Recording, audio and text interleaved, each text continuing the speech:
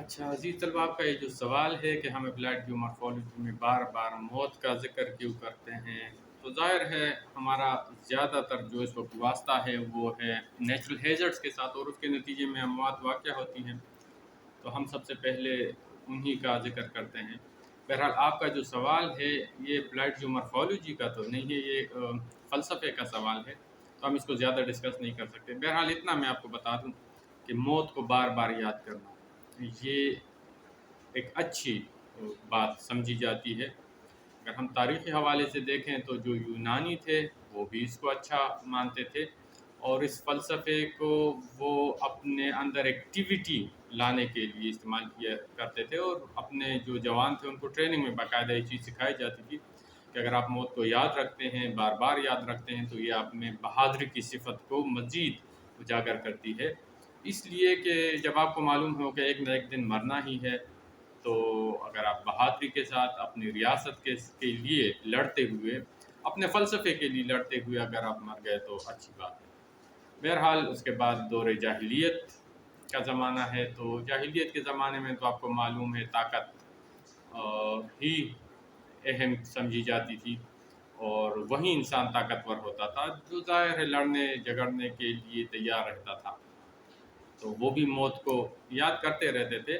شاعری میں، جنگوں میں موت کو یاد کیا جاتا تھا۔ اب اسلامی فلسفے سے پہلے میں آپ کو یہ بھی بتا دوں کہ یہ جو بڑے بڑے فلسفی ہیں پچھلے زمانے کے، جاں پال سارتر یا ایمانوئل کانٹ وغیرہ، تو وہ تو ظاہر انسان کو مرکزی حیثیت دیتے ہیں۔ وہ بھی یہ کہتے ہیں کہ انسان کی زندگی کا مقصد اگر وہ بار بار موت کو یاد رکھے تو وہ آسانی سے اس کو طے کر لیتا ہے، اور پھر اس کے لیے آپ میں سینس آف ارجنسی پیدا کر دیتا ہے کہ آپ جلد از جلد اپنے مقصد کے لیے زیادہ سے زیادہ کام کر سکیں۔ ظاہر ہے جو سائنسدان ہیں آج کے زمانے کے بھی یا جو پرانے بھی، جو اتنی محنت کرتے تھے، دن رات پڑھتے تھے، اور سائنس کو انہوں نے تصوف کی طرح لے رکھا تھا اور باقی سب کو چھوڑ دیتے تھے، وہ اسی فلسفے کے تحت تھا کہ نہیں میں تھوڑے سے وقت میں زیادہ سے زیادہ کام کروں گا، اور وہ موت کو یاد رکھتے تھے کہ موت قریب ہے، اور جلد از جلد میں اپنا جو منزل ہے، جو مقصود ہے، وہ میں پا لوں۔ تو انہوں نے بھی اس کی تعریف کی ہے کہ ہاں موت کو یاد رکھنا چاہیے، اور ظاہر اسلام تو ایک عالمگیر معاشرے کو، ایک بہترین معاشرے کو تشکیل دینا چاہتا ہے، تو اسلام بھی اس کے حق میں ہے، کیونکہ اگر ہمیں معلوم ہوگا کہ موت نے آنا ہے تو ہم جو اچھے کام ہیں ان کو کرنے میں جلدی کریں گے، اور جو برے کام ہیں ان سے ہاتھ روک لیں گے۔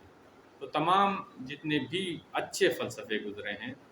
یا جن کو ہم پازیٹیو لوگ کہہ سکتے ہیں بدھ مت میں بھی، تو وہ موت کو یاد کرنے کی تلقین کرتے ہیں کہ یہ اچھی بات ہے۔ ہاں،